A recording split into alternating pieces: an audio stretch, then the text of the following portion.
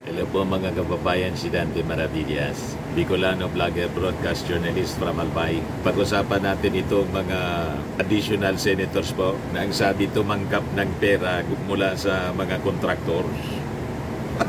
Ang sabi dito sa latest na balita, hindi lang daw po si Chis Escudero at saka si Joel Villanueva ang tumanggap ng campaign fund mula sa mga contractors nung eleksyon. May mga bagong senador na lumabas sa investigasyon mga kababayan ng Philippine Center for Investigative Journalism. Ayan o, hindi lang si Chis Escudero, ilan pang senatorial candidate tumanggap din sa mga kontratista. Nabasa na po ng baho. Ngayong ginagawa pong investigasyon ng Senado. Asa pa kayo? Di ba? Asa pa kayo na magkakaroon ng fair o honest to goodness investigation yung Senado?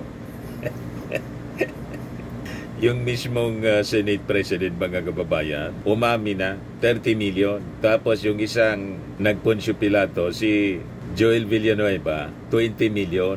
Inamin na nila. May iba pa palang mga senador. Alamin natin. Yan yung report ng Abante Tonight. Yeah, sabi dito, hindi lang umano si Senate President Chis Escudero ang tumanggap ng donasyon mula sa kontratista ng gobyerno para sa eleksyon. Sa ulat ni Dexter Canibe sa agenda ng Billionaire News Channel, lumabas niya sa pagsisiyasat ng Philippine Center for Investigative Journalism na tumanggap din umano si Senator Joel Villanueva ng 20 million pesos na donasyon para sa 2022 elections mula sa New San Jose Builders Incorporated.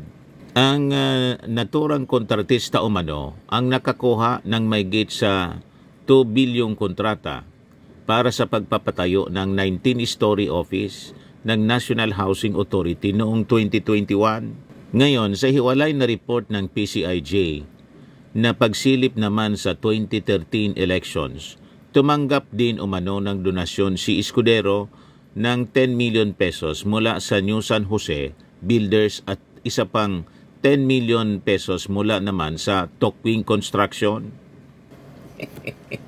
Matagal na yan. Malamang pag binusisi lahat mga kababayan, itong mga senador na to, na dating congressman, simula pa lang ng kanilang pagpasok sa politika, may mga contractors ng donor. O diba? Sisingaw at sisingaw yan, sigurado.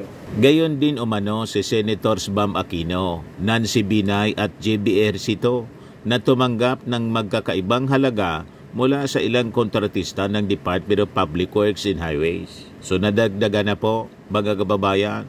Si Bam Aquino, si Nancy Binay na dating senador, ngayon mayor ng Makati, at yung incumbent senator na si JB Ejercito. Diba? Mga kababayan, kaya sabi ko sa inyo, itong mga nag-iimbestiga, sa totoo lang itong mga politiko, wala man dyan po walang dungis.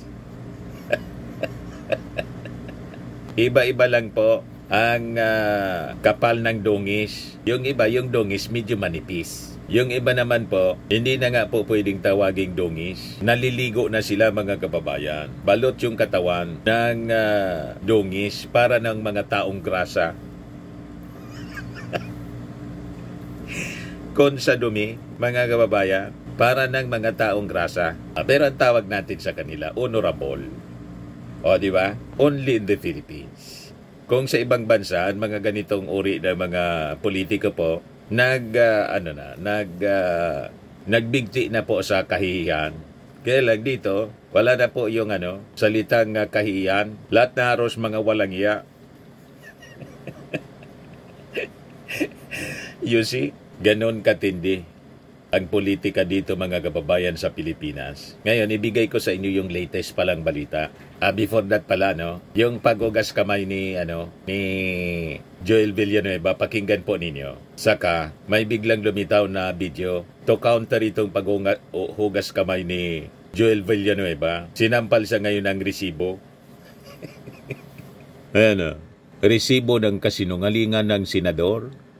Sa report ng Billionaire News, Si Engineer Alcantara kinulit umano ni Villanueva para sa budget ng proyekto.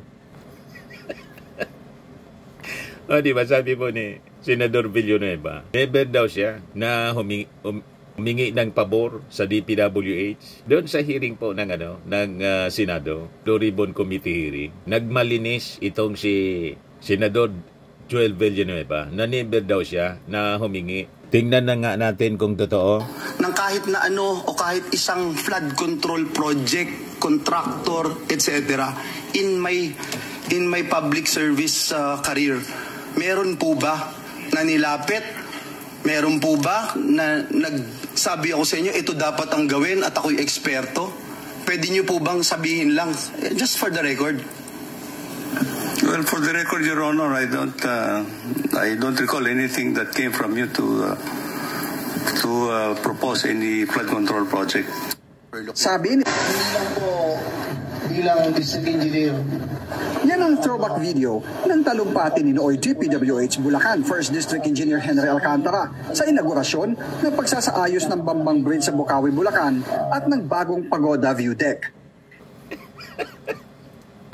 Booking mga kababayan. Si Joel Villanueva. Nothing concealed which shall not be revealed, sabi sa Bible. Ang ilig-ilig ni Senator Villanueva, mga kababayan, mag-quote ng Bible. Kasi yung tatay niya, pastor ng GIL. At siya siguro pastor din. Ang ilig-ilig niya na mag-quote ng mga bersikulo. Nakaligtaan niya yung sabi sa Bible na nothing concealed which shall not be revealed, or hidden which shall not be made known.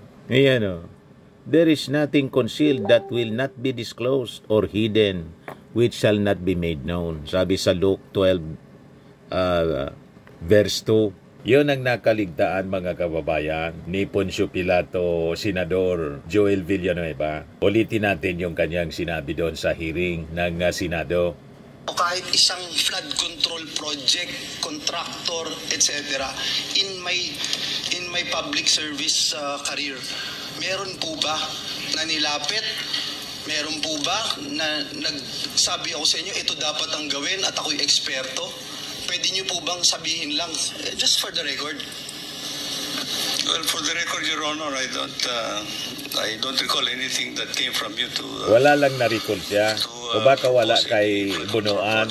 Pero sa district engineer, mayroon. Bilang district engineer. Yan ang throwback video ng talumpati ni Nooy DPWH Bulacan First District Engineer Henry Alcantara sa inaugurasyon ng pagsasaayos ng Bambang Bridge sa Bukawi, Bulacan. Report ng Bilyonaryo News. Pagoda View Deck.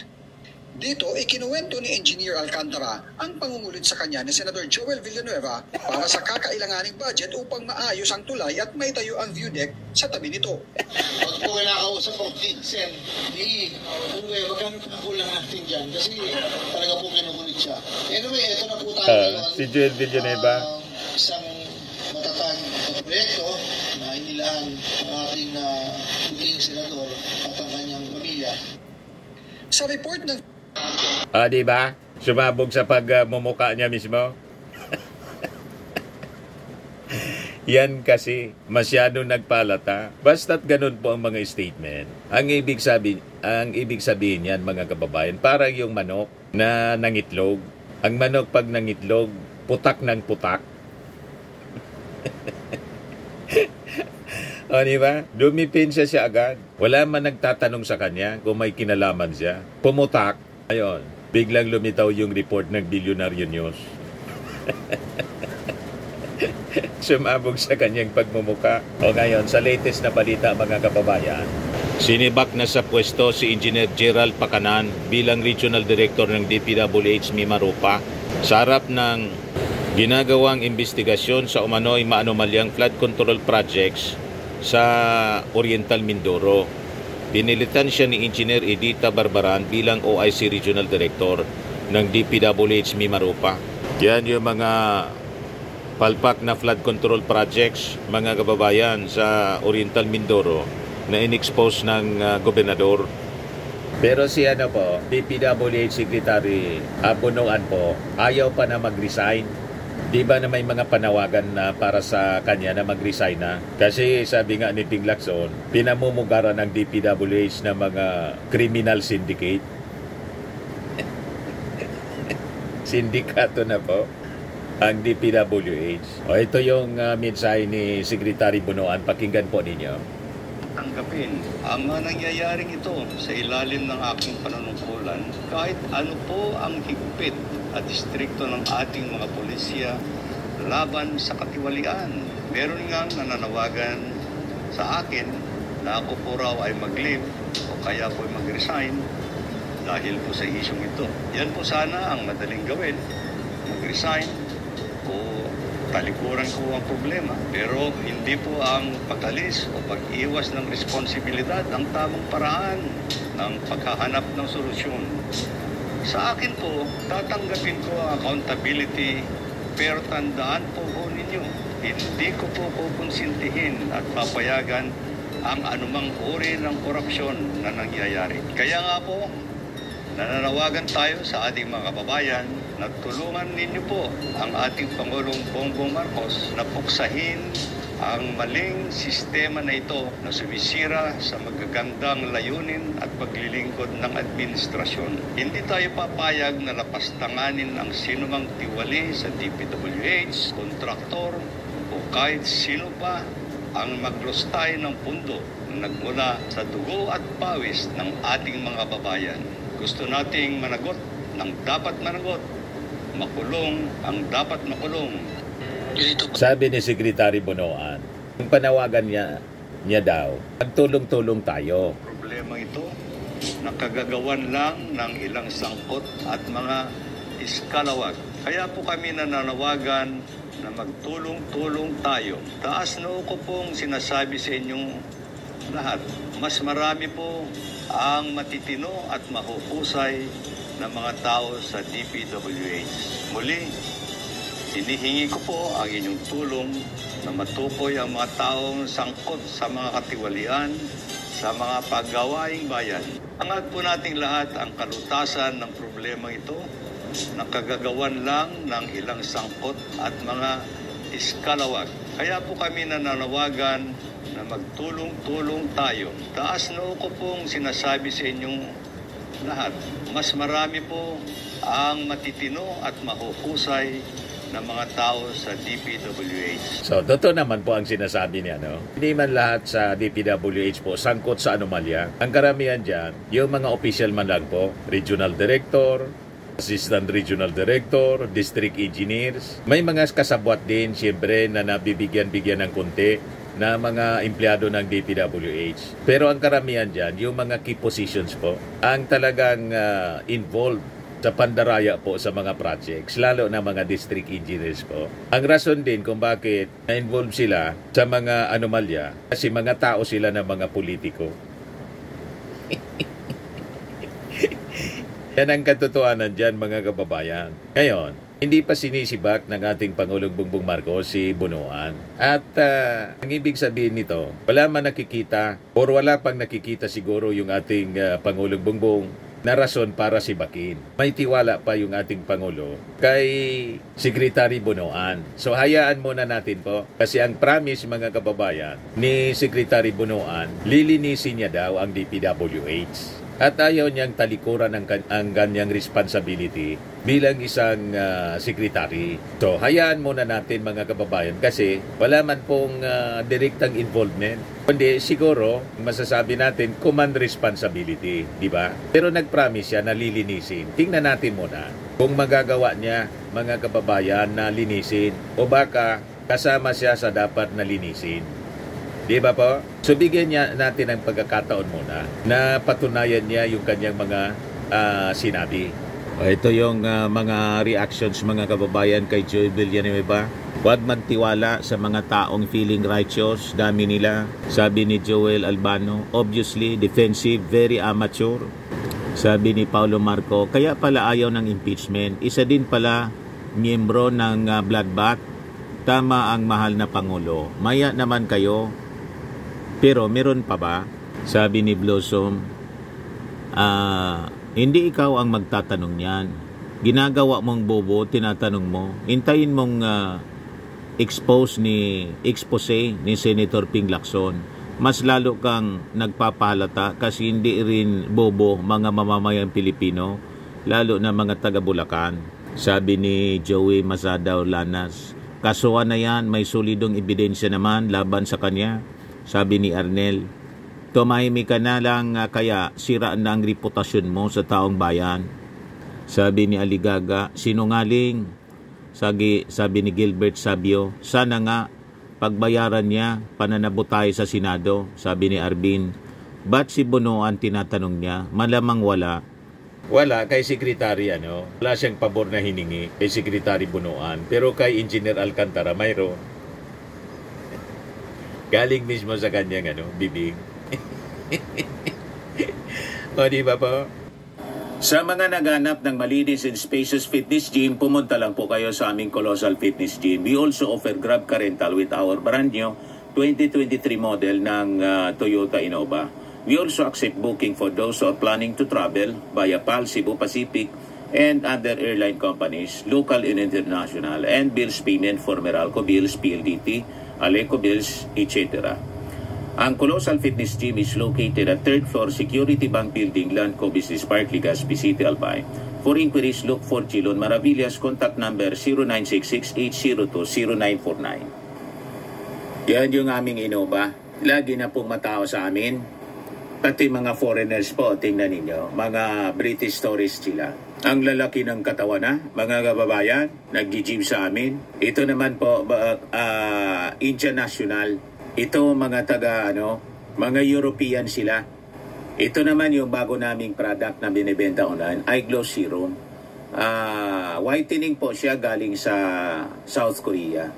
Tingnan ninyo yung epekto sa aking anak na architect entrepreneur, Riz Maravillas.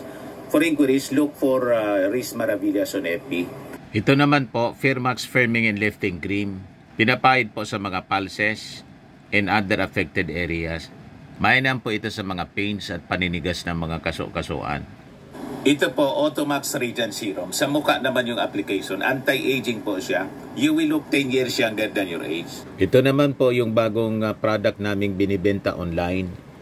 I am a worldwide amazing pure organic barley powdered drink mix from Australia.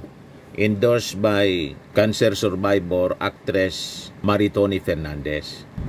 So, imbitado ang lahat para sa 8th anniversary ng I Am Worldwide Corporation. Yan po yung Intex guests. Pati po si G. Changwook at Bini. Yan